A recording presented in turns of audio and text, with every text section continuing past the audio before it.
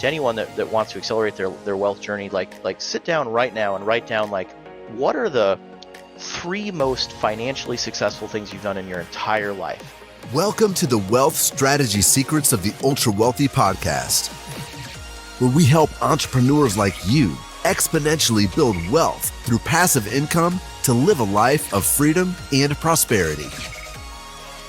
Are you tired of paying too much in taxes, gambling your future on the stock market, and want to learn about hidden strategies for making your money work for you? And now your host, Dave Wolcott, serial entrepreneur and author of the best-selling book, The Holistic Wealth Strategy. Hey everyone, welcome back to Wealth Strategy Secrets of the Ultra Wealthy. I'm your host, Dave Wolcott, and today we have a truly inspiring guest, Nick Stageberg, a tech industry veteran turned real estate investor and visionary behind Black Swan Real Estate. Nick's journey is a powerful example of transforming adversity into opportunity. After years in the tech world working on high-stakes ventures, Nick faced a pivotal moment that changed his life trajectory. This experience led him to real estate, where he built a $375 million portfolio by focusing on value, service, and long-term community impact. In today's episode, Nick shares the life lessons that fueled his shift to real estate, his passion for helping others, and the philosophy behind Black Swan's unique investment model. Nick's story is a reminder of the power of resilience, gratitude, and abundance in building wealth and fulfilling your purpose. If you're looking to learn how to turn your challenges into strengths and use them as a foundation for lasting wealth, this episode is for you. And before we dive in, if you've been enjoying these conversations, please subscribe to Wealth Strategy Secrets of the Ultra Wealthy and share it with someone you know who's working towards financial freedom. Let's dive in. Nick, welcome to the show. Thanks. It's a privilege to be here with you. Yeah, absolutely, Nick. Was pretty excited about having this conversation. And I actually started my career in the tech industry as well once I got out of the Marine Corps. And you have quite a story about being in the tech industry that I think is really transformational, and I think will provide a lot of insight for people, and maybe perhaps that was one of the pivotal moments for you into transitioning to real estate and really getting more control over your destiny. Not only your financial capital, but just really more control over your time and everything. So really looking forward to you sharing that story with the audience and anything else, from your origin that I think would be helpful. So why don't we start there?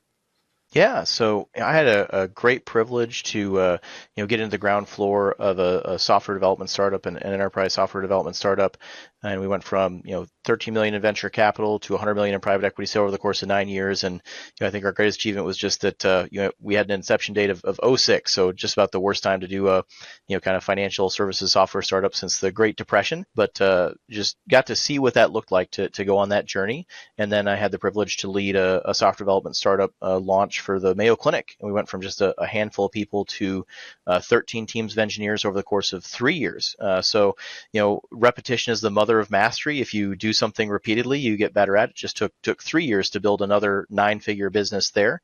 And then along the way was building a real estate portfolio, just like a lot of people do, kind of buying one house one year, a couple houses the next year. And it's interesting you mentioned control, because the very first investment property that we purchased, it was a proof of concept, which in the technology world is a really critical concept. Before you do something really big, you want to start with kind of the smallest possible experiment you could do and kind of iterate from there. I was expecting this big windfall from the tech company selling that first tech company. And so I bought this, $35,000 house, did a sweat equity remodel. My wife was in med school and I'm leading teams of engineers by day. And then at night we're laying ceramic tile and rolling paint and stuff like that. But over the course of, 6 weeks, we went from, a $35,000 house that we spent about, $17,000 on. So $52,000 all in, to a property that was worth, I think it was a little under $100,000 when we got done. And I looked back and said, wow, this is a lot easier than leading teams of engineers. In the technology world, there's some really brilliant, motivated people, and I feel like you have to like work hard, be extraordinarily talented, and get lucky to kind of hit it big in technology. The winnings can be huge in technology, but like your odds of arriving are kind of, it's not great odds. Whereas in real estate, no one is doing it for free. Your competition is not as strong as it is in the technology field, and there's more millionaires made in real estate than any other industry. It's it might seem like it's technology because you hear about Mark Zuckerberg stories, but that millionaire next door almost certainly made their fortune in real estate. And when that tech company sold, they terminated me and seized my stock options right before they sold the company, which is actually a pretty common thing to happen in the tech world. I was obviously very shocked at the time, and for like 6 months I had like PTSD, like reliving that day. I was fired, and how dare they cut a slice out of the pie, and like what did they do to me? And I lost the best prime working years of my technology career life, because you get old pretty fast in the technology industry. And then after about 6 months of that, I just said, that stupid house, that proof of concept that I did to figure out what to do when I got that big winnings from the tech company sale. Man, that was like the most financially successful thing I've ever done in my life. And if I could just go do that a bunch more times, like I'll have all the money I could ever need, and my family will be taken care of forever. And so for a few years of hard hustling, I was doing the next tech startup for the Mayo Clinic and kind of growing that thing. But then at night I was out buying another investment property or checking on contractors that are doing renovations. Did a BRRRR business model to buy something, improve it, do a cash out refinance, and take that money and go do it again and again and again. And started working with investors along the way. And kind of the rest is history. And somehow today we now have Black Swan Real Estate, which is a real estate private equity firm, which has over $375 million in assets under management. And it's the exact same business plan. It's never really changed from that first proof of concept house that we did, where we kind of doubled our money on some renovations, did a cash out refinance on it to get that money back and go buy more properties. And that's kind of what brought us to where we are today. Yeah. Wow. I definitely want to unpack Black Swan and get into your expertise there, but just want to rewind the tape a little bit for people, because I think there's so much learning here, and we dedicate so much to our careers, to our employers. And being, working in corporate America myself for several years, it's just amazing how much control they have over you. Mm-hmm. And to pull the rug out from underneath you right at that absolute pivotal moment where you had worked, I'm certain, blood, sweat, and tears for many years of your life, and thinking that you were going to have that liquidity event and really, change the course of your life at that point. Mm-hmm. And instead, you actually get fired. So, I just can't imagine, what was going through your head. And I know you've been to some Tony Robbins events and some other work, and I've heard you kind of really talk about, that as kind of a pivotal moment for you. So can you just kind of unpack that a little bit? Really, what was going through your head, and just how did you make that transformation?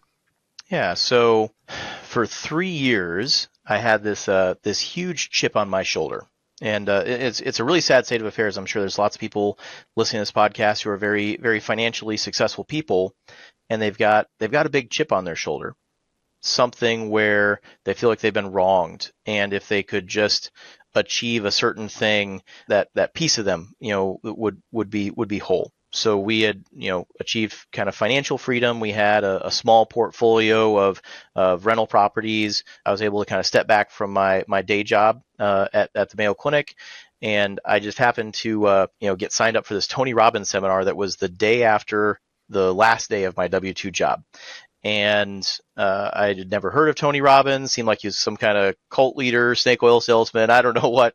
And you go to one of his seminars and you get pumped up, and he says, I want you to think about the worst day of your life, the worst moment of your life. What's the worst thing anyone's done to you that's happened to you? And just popped into my mind, that day that everything was taken from me and they fired me, and all this success that I had in the 3 years between that moment and this Tony Robbins seminar, somewhere in my heart of hearts was really to spite these people that I felt like had wronged me.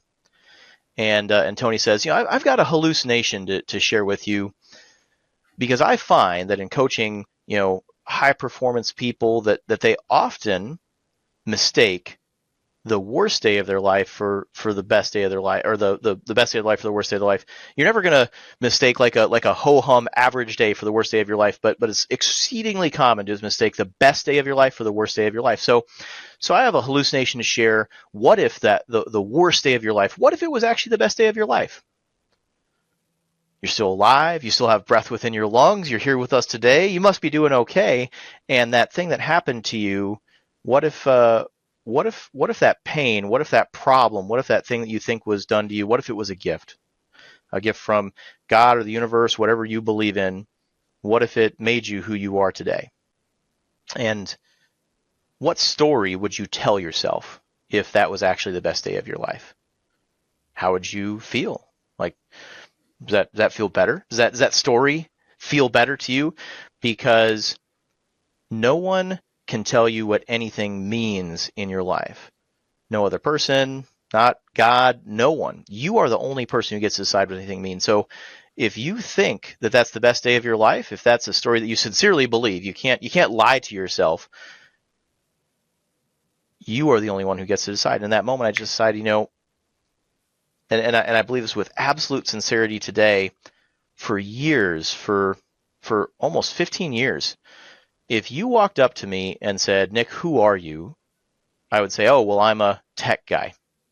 Like, how tragic is that? How sad is that I would wear my career as my identity? And I held it so tightly. Oh, yeah, I'm this rock star tech startup guy. I get to work on, I held it so tightly that it slipped through my fingers, that it had to be taken from me. And that is truly the greatest gift that God has ever given to me. I have a bachelor's in computer science, a bachelor's in ministry. I'm kind of a man of faith, man of science, and I do sincerely believe that had to be taken from me in order for me to have the opportunity to recreate myself, to rewrite myself, to decide what my true identity is. And the truth is, if I had stayed at that startup, when a private equity roll up happens, they give you a little bit of cash, to kind of, you can go get a car or house or something like that. But then they're like, oh, well, we want you to roll into the next one and the next one. And you're back on that treadmill for another 5-10 years. And it's a pressure cooker. I worked like a 30-hour shift the day my first daughter was born. That's the work environment in the IT universe. And so I sincerely thank God that was taken from me. And so as a result of that, I could become the man I am today. And I still got to do the technology thing, but I did it with like a joyful heart. It was so beautiful, so healing to me to serve the Mayo Clinic. There wasn't stock options, but like people's lives were saved as a result of the software that we made. And then I got this like space in my life because it wasn't as much of a pressure cooker to build this whole real estate thing that could take care of my family from here until the end of time. And like what an incredible gift that is. Most people, they don't get that gift, the opportunity to recreate themselves. And so that was a huge turning point in my life. And then in terms of like the birth of what we do right now, I realized the selfishness of what I had done to that point. Because all the time people would reach out to me and say, hey, Nick, you're doing this real estate thing, but you're doing this software thing. Like, what are you doing? I see you've got you're like renovating properties. Like, can I get involved in that? Can you help me with that? And I actually had to make up a metaphor to turn people away because it was such a common conversation for me to get sucked into. I said, well, we've got a lot of kids. I've got 5 kids right now. And I like taking care of my own kids, but I don't want to open a daycare. Like, think about just the painful selfishness of that. Like, no, this wealth thing, this is just for me, not for you. I don't have time or space or love or abundance in my life to serve you. And so one day, at that same Tony Robbins event, because Tony asks you some quality questions and he says the universe is screaming at you for value. I promise every single person listening to this podcast right now, the universe is screaming at you for value, and you're putting your fingers in your ears and saying really, really low quality things like, well, I don't know how to do that, or I can't make money doing that, or that's not why I got into business, or that's not my business today, and just ask yourself some higher quality questions like, who could I hire that would love to do this? And what would be the business model that would allow me to create this massive value that people are screaming for? And so literally at that event, I called up like the last few people I said no to. I'm like, hey, I'm at this crazy seminar with this like cult leader, steak oil salesman person. I don't quite know if I believe, but he told me to just call the last 3 people I said no to and just say yes. And so you said you wanted to like get started on this real estate investing journey. I'm going to help you with that. And they're like, okay, awesome. Tell me where to start. I'm like, well, I haven't figured that part out yet. And they're like, okay, well, just tell me where to wire the money. And I'm like, no, like, I don't even know what we're doing yet. And I'm like, well, that was a weird phone call. And I called the next person, exact same call. I called the next person, exact same call. And I find that when you just meet people's needs and you put their needs ahead of your own, and you just sincerely want to love and serve people, I mean, the universe paves a path to your door, and you will be just like showered in avalanches of abundance that you can't possibly imagine until you put yourself into that place and you just say, what is it that I can do to create massive value for the people in my life? What are people screaming out to me for, where the universe is demanding value? That's exactly what we did. And we started, really serving investors in a huge way. And we like 100x'd our business in short order as a result of that. And we've created huge wealth for so many investors. We've created, clean, safe housing for thousands of people, just because I said, this wealth thing, it's not just for me and my family, it's for everyone that I get the opportunity to serve. Yeah. Wow. So powerful, Nick. I just really love, where you're headed with that. And I think, it's hard for people, right? Because we're faced with such adversity in the world, right? These days, whether that's, health or certain relationships, career things, money things, all of these things that kind of, come at us. But if you can truly flip the table and change the script, right? Which, Tony's really good at talking about that. You change your story of what you tell yourself, right? You tell yourself that, hey, this is actually the best day of my life. Mm-hmm. Or let's take our biggest obstacles and use them as raw material, right, for our biggest goals and our biggest accomplishments that we can then achieve. And I think if you look at, many, super successful entrepreneurs, or look at so many sports stars, or you name it, right, they took that adversity in their life and they use that to fuel their success. And that's where they got to, right? Whereas some people, right, if you don't really have that type of adversity, you're just kind of playing it safe all along, right? And you're not trying to rock the boat and everything. So it's just such a powerful way to look at, obstacles. Ryan Holiday's book, he calls it The Obstacle is the Way, right? With stoicism, and really trying to understand that that's the power for you. So really great message there. Appreciate you sharing that journey. And you really dovetailed that as well into just this, this way of abundance. I think that's so powerful. And really the challenge with it that I see, Nick, is that we're not taught this anywhere, right? The only place you can get messages like this is with high performance coaching, with people who've been in the trenches, or, resources like this on podcasts, right? That you can hear some of these stories. But typically in the corporate world, in different grinds, it's all about show me the numbers, show me the results. You've got to have everything, yesterday, step on your brother to get ahead, all of these different things. But you so, clearly articulated that the path to abundance really lies in serving other people, right? And when you can serve other people and help them get what they want, it comes back to you completely in spades. Yes. I was just saying that once you have enough, so going from this like place of scarcity to finally having enough, the only thing that will get you up in the morning is serving other people. Right? Like once you have that financial number or whatever it is that you feel like you're striving for, you don't tend to be satisfied with it for very long. And when you wake up every day and say, man, what can I do to serve people today? Like right in this moment, like in the back of my mind, I'm trying to imagine people listening to this podcast and imagine like, what do they need that they can take away from our time together today, our extraordinarily precious time. And like that feeling, whatever that feeling is, it's a limitless source of energy that you can tap into, that's just available to you the moment you decide, like, I'm going to live every day for the rest of my life just trying to figure out how I can serve others at a higher level. And when you do that, you are going to lead a long, joyful, beautiful life, just without fail. That's what I found. Yeah, for sure. And, I think I would really, and just really urge the audience, if you're in a scenario where you're not happy with your career, you're not happy with the relationship, you're not happy with your health, right? All of these things are like basically toothaches, right? That are going to just continue to get worse. And what I see often, right, is that sometimes if we don't do anything to actually be proactive about it, what happens is you have that life altering event, that can be really significant and take you off your track. So that's really the call to action, right? Is to, if you see any of those gaps, really try to address them now, right? So you can change the course of where you're going, because I think there's way too many people in the world today that are in careers that they feel like they're handcuffed to their jobs. They're not fulfilling their purpose, and they may have sacrificed their health or something like that for their jobs, right? Or sacrifice certain relationships. They have deferred relationships that are going on.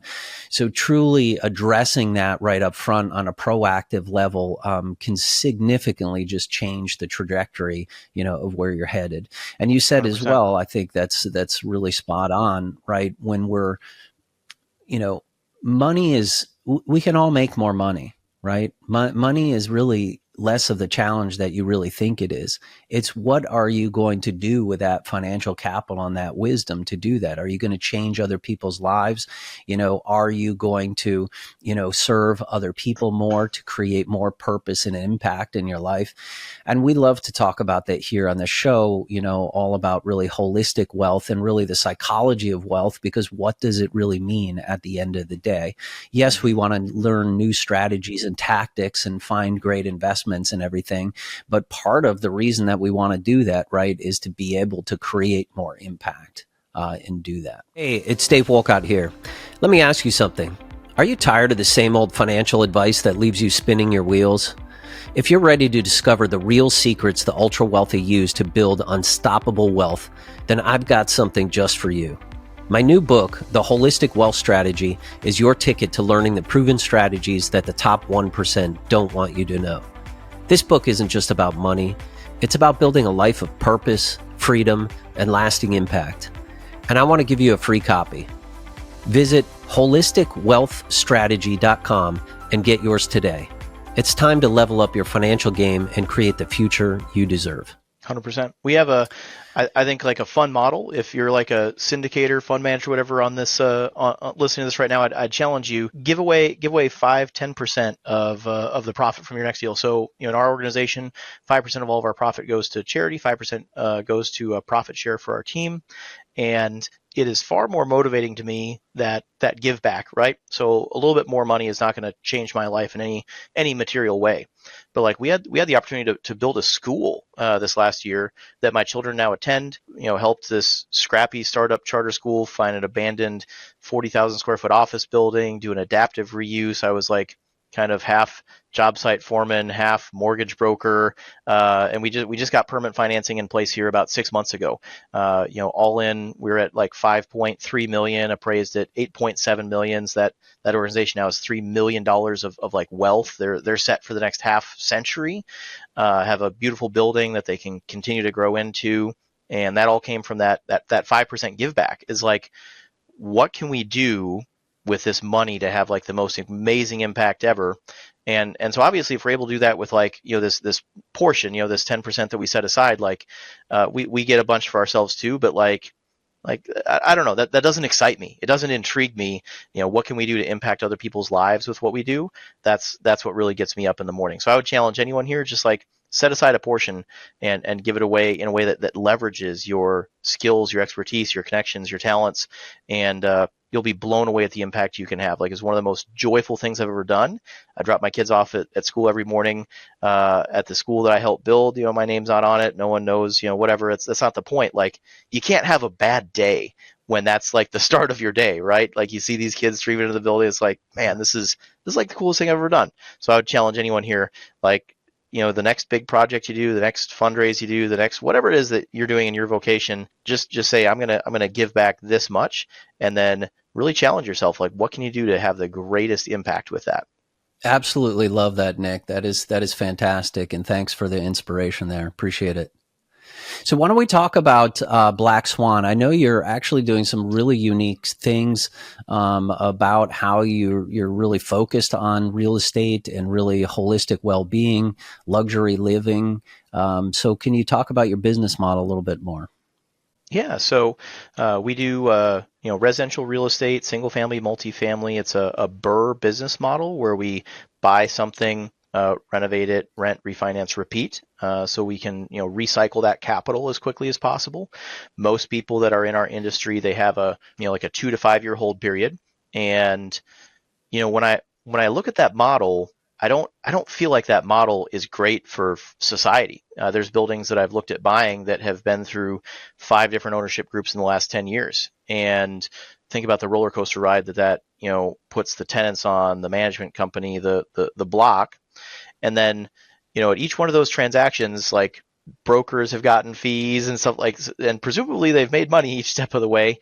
Like, how much wealth would be created for the owners of that building if they just held on to it and took really good care of it? And that's really our entire investment thesis, is just find high quality real estate in a good location and just hold it for a long time. Kind of a very simple Warren Buffett style investment thesis. Our fund structure is also very different. I see a lot of like real estate syndications and stuff that have all kinds of fees that aren't really super transparently disclosed. In fact, the general partner might make more money in fees than they make, from actually getting a return on the deal, especially if the deal doesn't go well. There's a lot of deals out there that aren't going so well right now. So our fund has no fees whatsoever. There's no acquisition fee, asset management fee, capital event fee, disposition fee, loan recourse fee, marketing promotion fee, and 100% of all of our profit go to our investors until they get a full return of capital, and then it's a 50-50 split after that. And if you kind of pencil that into a calculator, your returns, as like a limited partner, are going to be, a little bit better with our structure than with like a traditional kind of fee loaded structure if things go well. If things go poorly, which fortunately we've never had a capital call or lost money on a real estate deal, but if they did, our limited partners come out way ahead, because we're not kind of collecting all these compensation pieces on the front end of the deal. So I jokingly call it the lemonade stand model. Like, if you were to open a lemonade stand with your kid, you might use our exact kind of business plan of, okay, I'm going to help you buy some lemonade, some lemons and some sugar, and then I need to get my money back, and then we'll split the profit after that. And then it doesn't really need to be any more complicated than that. And we've grown that business to $375 million in assets under management in a relatively short amount of time. And we've been able to just have a massive impact on the communities that we get the privilege to serve. So, about a third, probably over a third of all of our properties are income restricted in one way or another, are, Section 42 LIHTC, or have TIF affordability, covenants or something like that. I grew up in Section 8 housing, and I am so grateful for, being able to be where I am today. And I think I have so many people to thank for that, and I want to pay that forward any way I can. So we'll often purchase these communities that are kind of egregiously mismanaged, and they have a very low opinion of the tenants that they serve. And I find that people tend to behave the way you expect them to behave. So when you have low expectations for people, they don't perform the way they would if you had high expectations for people. And just countless beautiful stories from that. Like, we bought one building. You've seen this building before. It's in every community. It's a beautiful historic building, 100-year-old building in a historic neighborhood where there's, $1 million single family homes next door. But the ownership group has kind of operated it as like a knockdown, thinking, well, one day we're going to knock this building down and put in something much nicer. So that it's almost like they willfully, kind of run these buildings into the ground. And when we bought the building, there was a unit, basement unit. It's always a basement unit. And there's a woman in this unit that, all manner of horrible things were happening in this unit, drugs, prostitution, you name it. Couldn't get into the unit before we bought it. We bought the building, and then, notified her we're going to do a safety inspection on the unit. And we walk in, and there's, just an orgy of tragedy in this unit. We actually had to step out, get some PPE, get some 5-gallon buckets to fill up with drug paraphernalia and other things, and we said we're so sorry that the previous ownership group let this happen. Let you do this to yourself and to who knows how many other people. There's zero judgment in our heart for any of the decisions that you've made. Half of my wife's family has died of drug overdoses. She grew up in Westmoreland County, more drug overdoses per capita there than any other county in the country. So we're happy to give you a ride, help you dial a phone, help you get treatment. Here's a facility that we support. We know it's a hard conversation to make. We're happy to have that conversation with you as many times as we need to. And so we're going to be back tomorrow and the next day and the next day until you're served. And again, there's no judgment in our hearts for you. We believe you're a beautiful soul, but we don't allow these things to happen on our properties. That's not allowed. And we had to visit her 3 times before she finally sought treatment, and she's doing much better today. And the crazy thing is, the right thing to do can also be the profitable thing to do. So fast forward a few years, that building that we bought for, I think it was $62,000 a unit, is worth double that today. When you solve hard problems that other people don't have the strength to solve, you're rewarded for that in the marketplace. And there's just so many stories I could share of literal lives we have saved, people where we have seen them, they might die within a matter of hours if we had not had the opportunity to intervene when we acquire a property. And it makes me so grateful that we get the opportunity to serve people where they live. We get to make the world a better place to live in the most tangible sense of the word. There's very few people you'd call in the middle of the night, right? Like there's like your parents or something like that, maybe your spouse and your landlord. Like, we get to serve people in a really special way. And as a result of doing that and leaning into that mission, we've been able to generate huge financial returns for our investors, and because we align our incentives with our unusual structure, for ourselves as well, and all the different missions we get to support with that give back. So I don't know, that's a little bit about our organization, and I don't know what we do, and more importantly, why we do it. Yeah, Nick. So have you been able to, we've seen examples of Class C properties that have been nothing but challenging, right? With tenants that don't want to pay their rent, all of those kind of things. So how have you managed to, maintain profitability with that type of tenant base? Absolutely. So, I think of, B-class housing as kind of clean, safe, not luxurious, but clean, safe. C-class is not very nice workforce housing, but there's no physical insecurity. There's no drugs or crime or anything like that.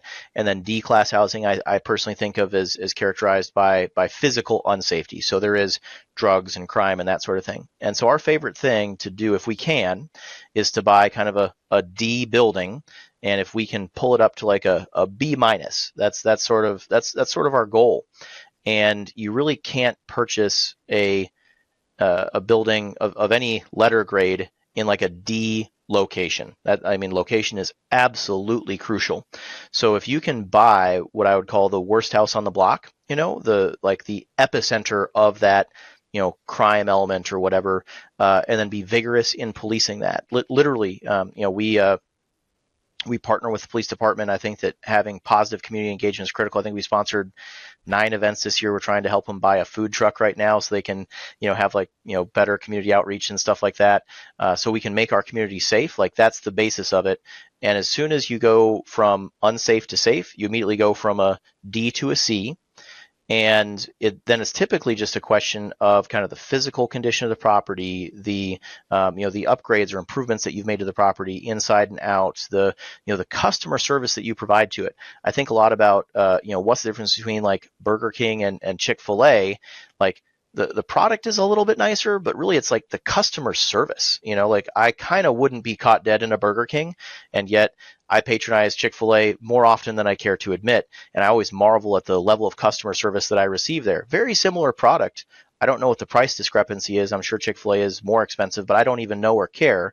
And if you can achieve that in the C-class housing space, so We do a good renovation package. Luxury vinyl plank flooring, socket switches, faucets, fixtures. We spend more money on renovations than most operators do. We don't just refinish countertops. We replace and upgrade them, but ultimately raise our expectations for our tenants, raise our expectations for our staff, and have that Chick-fil-A level of customer service. I find that's one of the core differences. So you cannot buy in a bad location. That's the critical thing. You need to buy the worst house on the block. So you need to buy the epicenter of whatever that problem is that's afflicting that immediate area. There's countless deals I could tell you about right now that we don't bother even underwriting. Like they're a low purchase price, but we know that that's a bad area. There's crime in that area.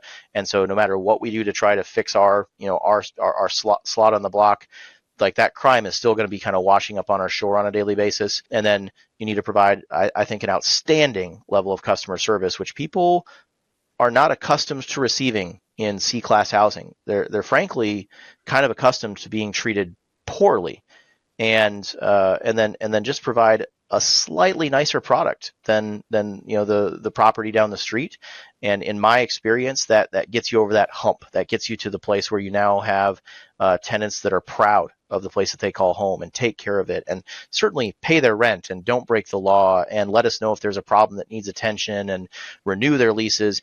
Even on our Section 42 stuff, like Dave, you won't believe this, but we'll do 15 or 20% rent escalations on our income restricted Section 42 stuff, which most people would say is completely impossible. Those people don't have any money, and they don't value a nice place to live.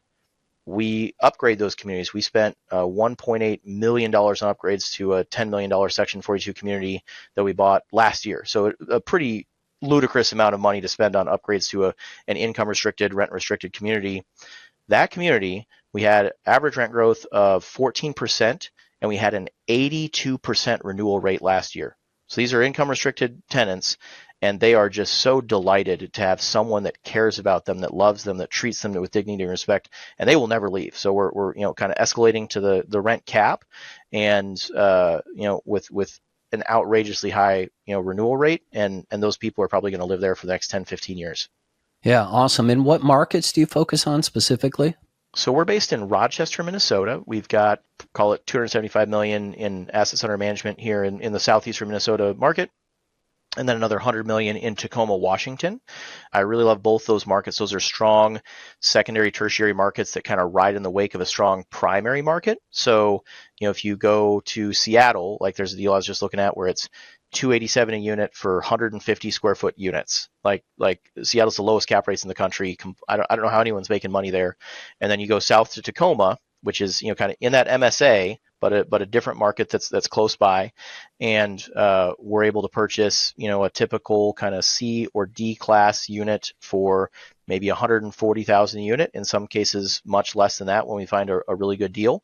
And when we're done renovating those, they might be worth like $250,000 to $300,000 a unit, and we can double, or in some cases we've even tripled rents with really deep value add, because you go from a knowledge worker at Microsoft or Amazon that's paying $4,000 a month for rent in Seattle to paying $2,000 a month for our frankly luxurious product compared to what they're getting in downtown Seattle. There's a huge arbitrage in like cap rate and per unit purchase price between those markets. And then we really like Rochester, Minnesota for the same reason. It's kind of a strong secondary, tertiary market that rides in the wake of a strong primary market next to Minneapolis, but purchasing at a far more advantageous kind of cap rate or per unit purchase price. And then Rochester really has this crazy X factor of the Mayo Clinic. So there's the largest public-private partnership in the country per capita happening in Rochester right now, the Destination Medical Center Initiative. You can go Google that or whatever. Mayo Clinic just announced Hospital of the Future, so that's a $5 billion expansion to their hospital. So that's 2 Amazon HQ2s on Midwest dollars. So probably like 4 Amazon HQ2s or something like that happening in a community of 130,000. So think about the incredible economic impact that has. We had 5% population growth last year. So just staggering growth. If you can find a market that's like not quite on the radar for other people, that's a niche, and just laser focus on that niche. I mean, that's where all the success is in any industry, in any business. The riches are in the niches. I promise you, there is somewhere close to you or something that you have some knowledge of. There's a market that has an X factor like that, and we've been able to find that in both Tacoma and Rochester, and it's been extraordinarily favorable markets for us in the time we've been investing there. Yeah, awesome.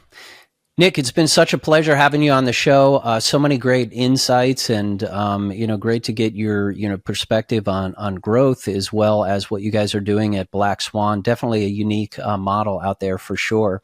If you could give just one piece of advice to the audience about how they could accelerate their own wealth trajectory, what would it be? Yeah, so I just said like the riches are in the niches, and in my observation, all of the most successful people that I have ever met, they found a niche, they found a trick, and they just doubled down on that trick over and over and over again. And it's so tempting to listen to podcasts like these and think, okay, I'm going to go invest in Tacoma and Rochester, Minnesota, or I'm going to go invest in LIHTC, Section 42 housing, or whatever. You need to find what I call your asymmetric advantage or your unfair advantage. Like, let's say that you had a whole career in lending. Well, you're probably better at getting debt than most people if you were to become a borrower instead of a lender.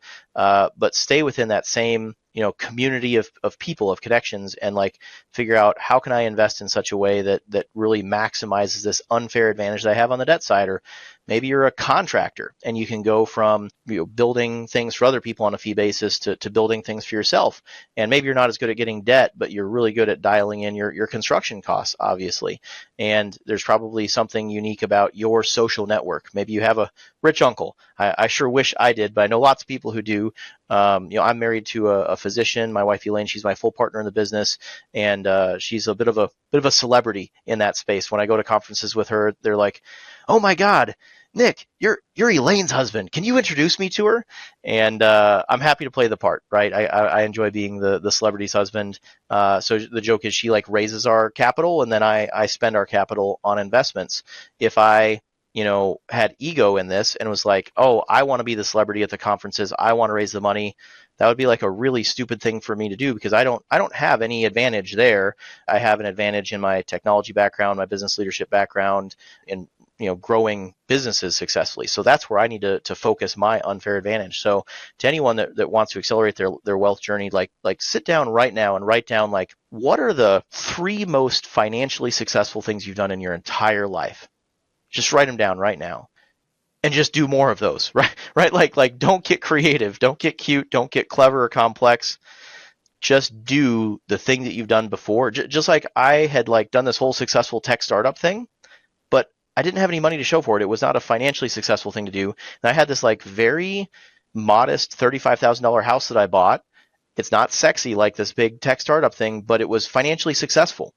And when I finally got the ability to check my ego at the door, I could very clearly say, yeah, I could go do that 100 or 1,000 more times more easily than I could go build another tech startup company. So I'm going to do that. I'm going to do the thing where I've had huge financial success, and I'm just going to repeat it over and over and over again. And everybody has that in their life. It might share something in common with what you've heard from me or other people on this show, but it's likely something totally different. Just find that unfair advantage, that asymmetric advantage you have, press that advantage, and just go repeat the most successful thing you've ever done over and over again without getting bored. Yeah, no, sage advice for sure. We have not heard that piece of advice before, and leveraging your unique abilities and your strengths, right, to be able to create value, whatever that might be. Great way to focus on it. So appreciate you sharing that and all the wisdom on today's show. If people would like to connect with you or learn more about Black Swan, what is the best place for them to reach out? Yeah, anyone can go to blackswanteam.com, blackswanteam.com. There's a link right to my calendar there. I'm happy to, spend 15 minutes with you, just whatever I can do to provide you with value, or if you might be interested in investing with us, there's all kinds of stuff for that too. Whatever we can do to serve you. My wife has a coaching program that people absolutely, rave about. Whatever we can do to bring you value, you can go to blackswanteam.com, and we'd love to connect. Awesome. Thanks so much, Nick. Thanks, Dave. Thanks for listening to this episode of Wealth Strategy Secrets. If you'd like to get a free copy of the book, go to holisticwealthstrategy.com. That's holisticwealthstrategy.com.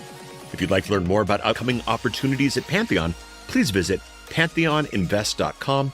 That's pantheoninvest.com.